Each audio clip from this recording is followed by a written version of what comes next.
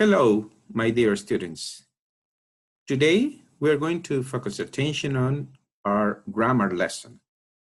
So, as we did in unit number 1, we are going to review some structures that you had already analyzed in live series. So, let's start this unit number 2 with the analysis of perfect tense.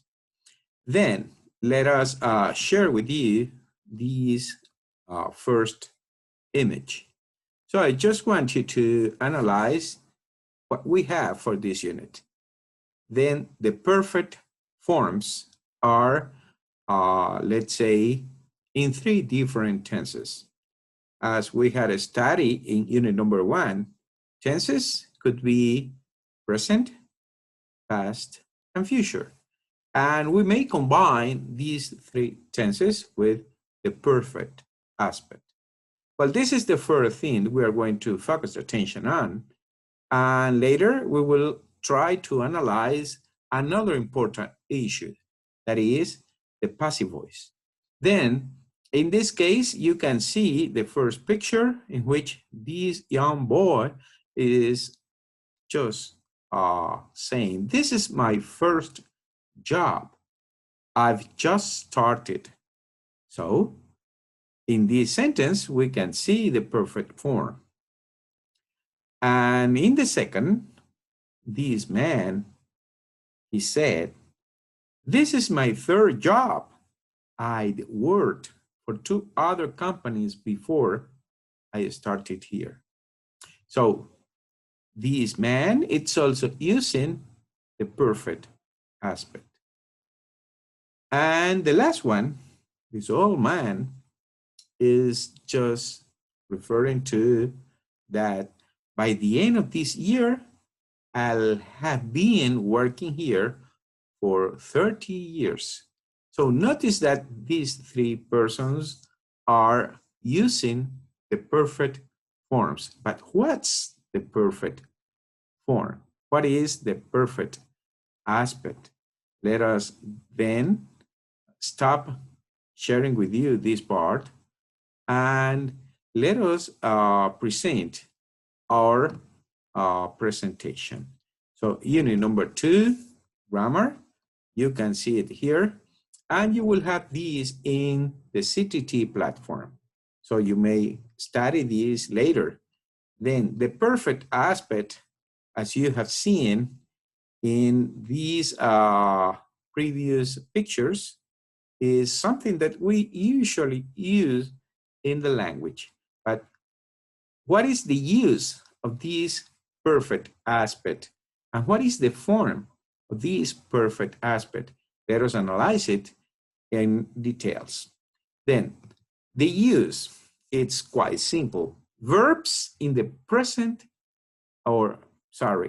verbs in the perfect aspect look back from a specific time and talk about things up to that time or about things that are important at that time. So notice that we are using some previous moment in time. Either in present, past, or future, there is a contrast in beginning or ending a main action in reference to the moment of speaking, that is right now. The point, or let's say the pointed moment, okay, for another action, okay, or the result suggested. That's what we had in those, let's say, pictures we had as an example. Then, this grammatical structure is also called complete aspect. And let us see some examples in the different uses. For instance, we use the present perfect to look back from the present. So, I have already enjoyed playing baseball. That is, I started playing baseball in the past, but I am at this moment, also enjoying that. Okay, so I still do that action. Okay, that's why it comes from the past, and the effect it's seen in the present.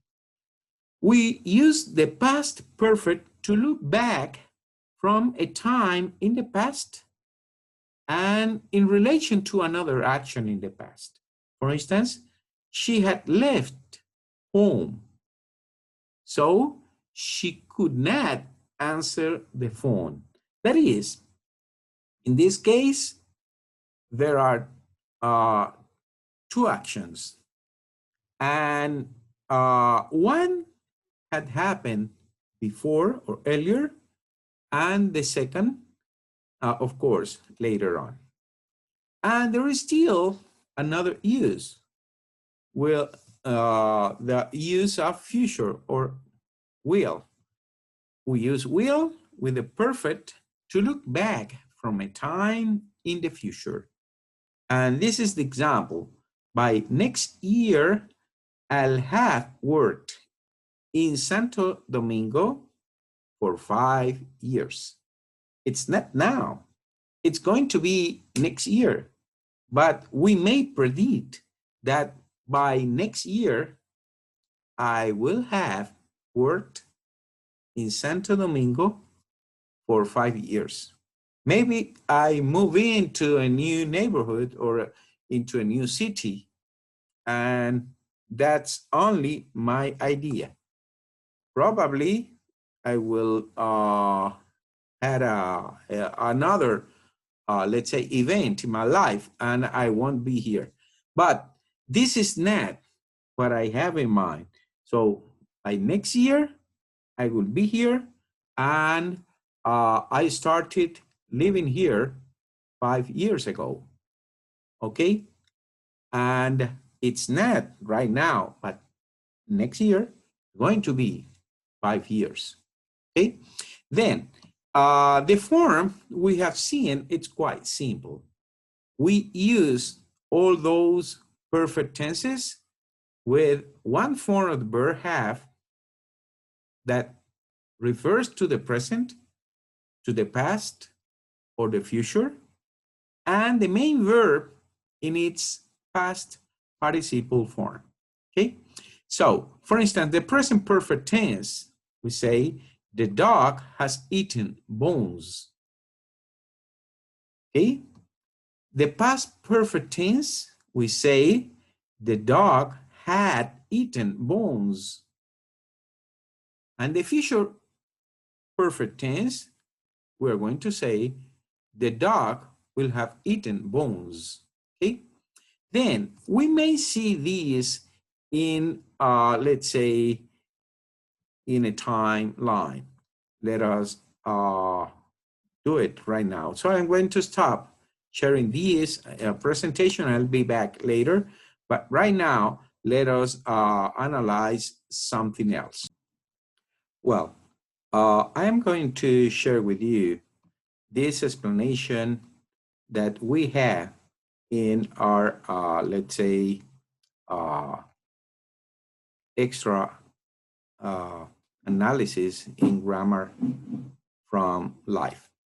Well, the perfect forms, as you can see here, may be analyzed in two different times. One for the moment in which one action started, and another for the moment we refer to during our sentences. So, well, let us read these together. That is, the form, that is, the different tenses of the perfect form are created by using the auxiliary have. It could be have, has, had, or will have. And of course, the main verb in its past participle form.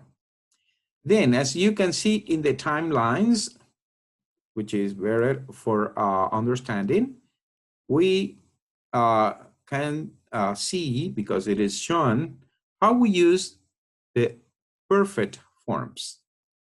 Then we may see that an event has a later impact, okay?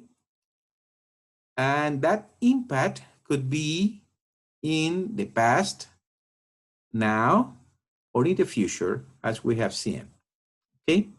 Depending on whether we are using past, present, or future in the tense we are using, okay? So notice that here we have the past, and this is the moment in which we are talking. So in this sentence, we say they had felt the tsunami coming long before others. When they had felt the tsunami, when others felt the same tsunami. So some people had felt that event earlier than others. And that's what we represent in this timeline, okay? The same when we say here, for instance, okay, in another 10 years, this unique way of life will probably have disappeared from the sea completely. So now it's here, but we're talking about the future, which is not now, it's going to happen anytime in the future, okay? So now it's going to be in its way of disappearing, but it's not, okay? It's going to be. Then in 10 years, it could be. So we may predict that in another 10 years, this unique way of life, any animal we are referring to, will probably have disappeared from the sea completely. So notice that in this case as well, we may start any moment from now, okay, analyzing when that action will happen. But it will be in 10 years, that animal, I don't know, maybe we are talking about whales or other animals that could be in danger, and maybe we will, let's say, lose that animal in our planet. So we had to take care. That's the message. Then the perfect forms, as you can see, okay, could be just like that. We have different meanings, okay, different forms, okay, and of course we are just analyzing this from that perspective, the complete aspect, a beginning and then an action that may be seen in this aspect. You know, there is another aspect in English in which we will see the process, okay? In both aspects, we just analyze the way we perceive that action as complete or in its process, just that. Then let's get back to our analysis in the presentation, okay? So I'm going to stop this, but I see that you had analyzed the two different moments clearly in that timeline. Then let me now get back to our, let's say, presentation. And that's why you had perceived, okay, that in all these cases, we are talking about different actions as well. The dog has eaten bones. At this moment, we may say that because we have seen the dog. We may have provided some food for the dog, but we know that has eaten bones, okay? And maybe when we were going to work, we gave some bones to the dog, and we know that before we left, okay, the dog had eaten bones. So notice that as well, we can say that, right? And if we are going to give some bones tomorrow, we will say that the dog will have eaten bones in the afternoon when we come back home, okay? So I know that that's going to happen, and that's why we may predict that, okay? Then let's see the perfect together with the continuous aspect. In certain cases, like this, we will have, okay, these aspect together with the process in the action. Then we will say the present perfect progressive. The dog has been eating bones. The dog has, present, been eating bones. Or the past perfect progressive or continuous will be the dog had been eating bones. The dog had, in the past, been eating bones. As you can see, the structure is similar to the one we had analyzed in simple tenses. Then the future perfect progressive tense or continuous, you will say the dog will have been eating bones. That is, in this case, it's going to happen in the future, okay? Then notice that in this case, we will have together with been, and finally we add the main verb with ing. In all these cases, we had the main verb with ing, but between the main verb and the auxiliary have in any of its form, which is the perfect aspect or the signal for the perfect aspect, we have another verb, that is the verb be in its past participle form. And we say has been eaten, had been eaten, or will have been eaten. So in those cases, we are using one form of the verb have, one form of the verb be in its past participle form, that is being, and the main verb without any changes, that is all the time with ing form, okay? So these are the, let's say, the different forms we have for the perfect when it is combined with the continuous aspects, okay? Then let us then go on with the second thing. But before we analyze the second, let's say, issue concerning grammar, let us go to our book. That is, I just want you to think a little and take a look at your book, okay? Let me show you your book for a little while. I think you can see it here. And notice that you have a box with the summary of all these forms: the present perfect, the present perfect continuous, the past perfect, and the future perfect. So you have some exercises after that, that is exercise number 5, in which you will analyze by yourself these tenses, okay? Then you will do this as homework later. Now, let me continue with the second part of the presentation. That is the active or passive form of the verb. Then we use the active form of a verb with all tenses and aspects.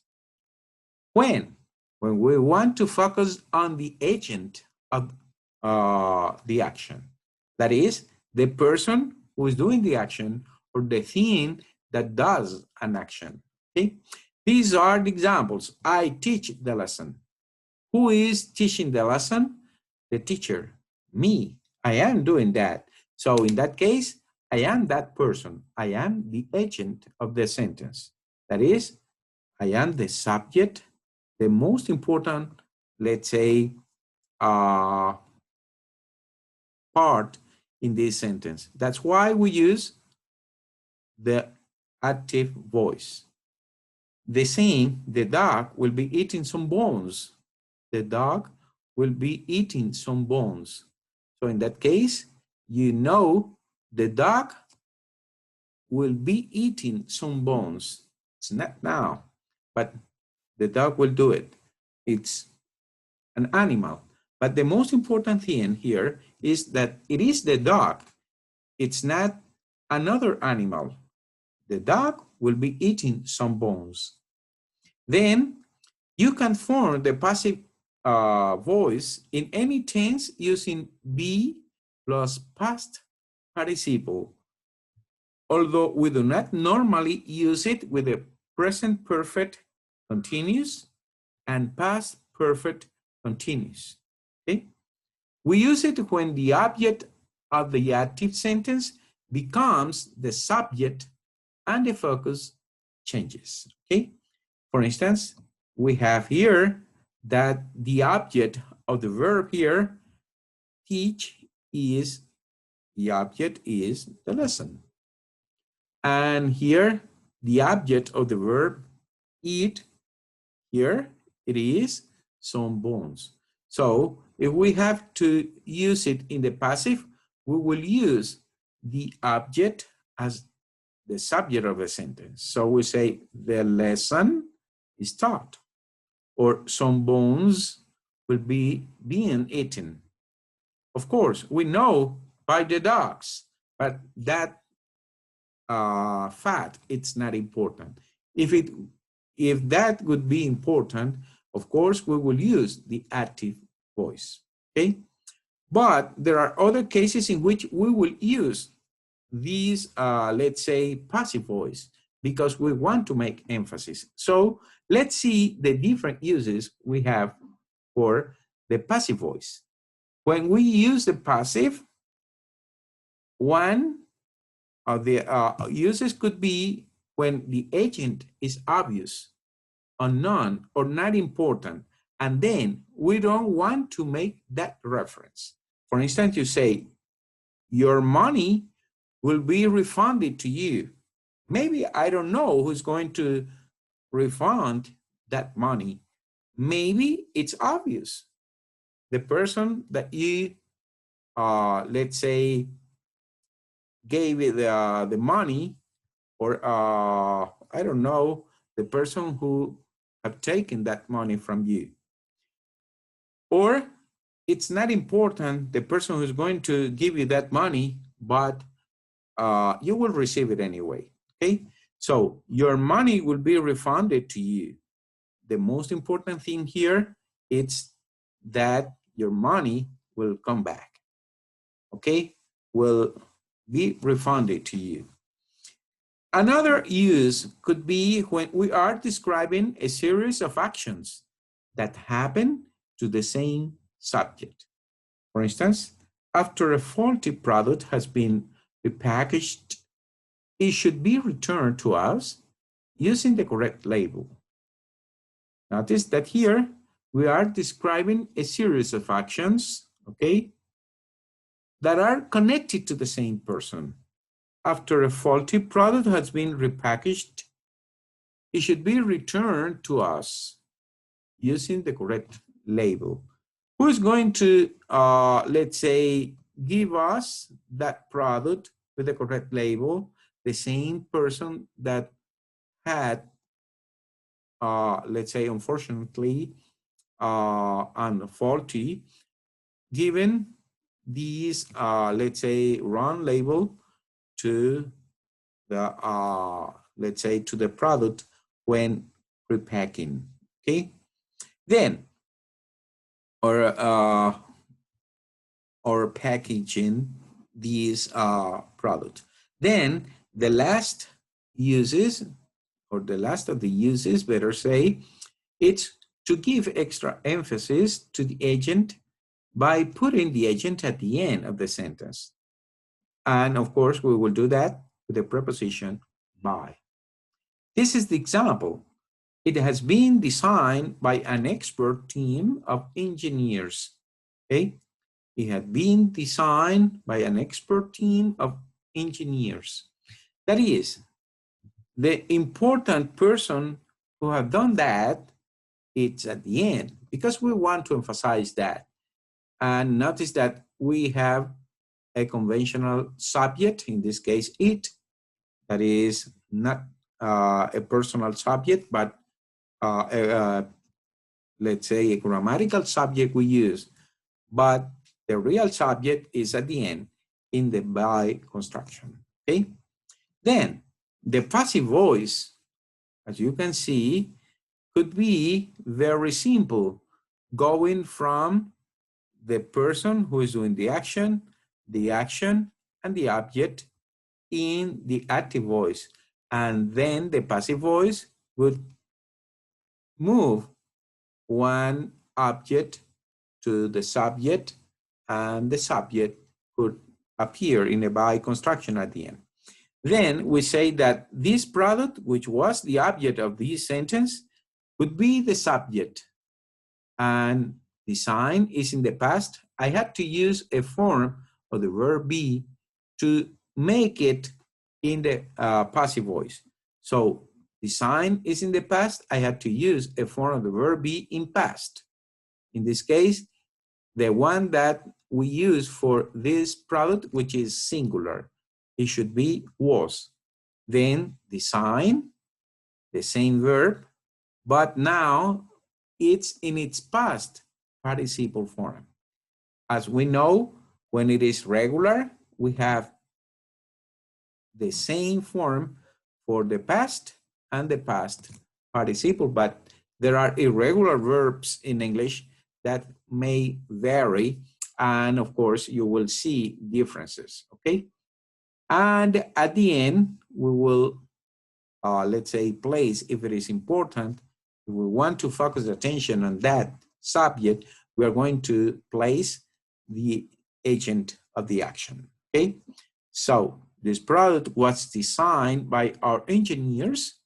In this case, we are focusing the attention on this product, but we are also making emphasis on the person who have done that using the by construction, okay? Then we could also see the different, let's say, combinations we may find in active and passive that they match, okay? For instance, in the simple present, we make reference to an action that occurs at this moment. We say, we make it in England. And if we want to make that into a passive form, what we are going to do is to use one form of the verb be and the past participle of the main verb. But which is the form of the verb be we are going to use? That depends on the subject. First, the subject. If it is singular, we are going to use a form that corresponds to that singular subject. If it is plural, a form that corresponds to that plural form or plural subject. In this case, we make it in England. That is, it is made, that's the form, because it, which is something we had made in England, so it's going to be the subject of the sentence. And then we have the present in the be form, because that's present, and the main verb in its past participle form. And this is a case of an irregular verb. You can see, we say, it is made in England, but here the passive is in simple present. The only thing is that we do not refer to the person who has done this subject. In this case, it is we. And in the present continuous, we can say we are developing a new model. And if we want to make the passive voice, remember, we are going to use the object into the subject of the passive. So we say the new model is being developed. Why? because it's present are developing. We had to make it in the new form of the verb be, is, because a new model is singular. It's only one. So here I use are because we are matching with this form of the verb be. We are matching with we, and it's plural, the first person plural. But here it is the third person singular, the new model. Is, that's the verb be. Being, because we have a form of the verb be here, and we had to keep it in the passive. To use this ing in, let's say, the sentence in passive voice, and the main verb in its past participle. So this ing is now going to be in the being that we had here, okay? And the present perfect, we have and sold. This is the auxiliary have. It should be here. And the main verb in its past participle, we have also to make it in the new sentence, okay? Then let me complete this. The present perfect, we have sold over 1 million. Over 1 million have been sold. The simple past, we launched it in 2018. We launched it, a movie, a book, I don't know, but it was launched in 2018. The past continues. We were exporting it to 20 countries. It's being exported to 20 countries. Notice that we keep the same. The past is here because the sentence is in the past. And now we added the main verb when it is simple, and being, and the main verb in its past participle, okay, when it is the past continuous. The past perfect, of course, will have a form of the verb have, in this case had. We had sent the first version back. The first version back, in this case, back will be at the end, but the first version, this is the object, the first version, you have it here, had been sent back to the place it was, okay? It was created. Then, finally, we may use modals in this, let's say, passive voice. It could be will, it could be can, it could be would, could, I don't know. Any modal verb will have this structure. You know, after a modal verb, we use the bare infinitive. So we say, we will launch it next year. And in the passive, we had to add a verb be between the will or the modal verb and the main verb in its past participle form. So we will launch it next year. It will be launched next year. This is the way we move from active to passive. There are certain cases in which we have two objects, a direct object and an indirect object. In those cases, we may use either of the two, that is, the indirect or direct. For instance, if I say, I wrote a letter to my mother, I may say, my mother was written a letter. Or I can also say, a letter was written to my mother, okay? Any of the two could be in passive forms because we have inverted the object into a subject of the passive. And of course, we do not refer to the doer of the action in that case, that it was me. Well, that's what I wanted you to analyze and have that in mind for the activities you have to do in the book. So, is that all? No. Remember to practice the activities in your book. See you on Sunday.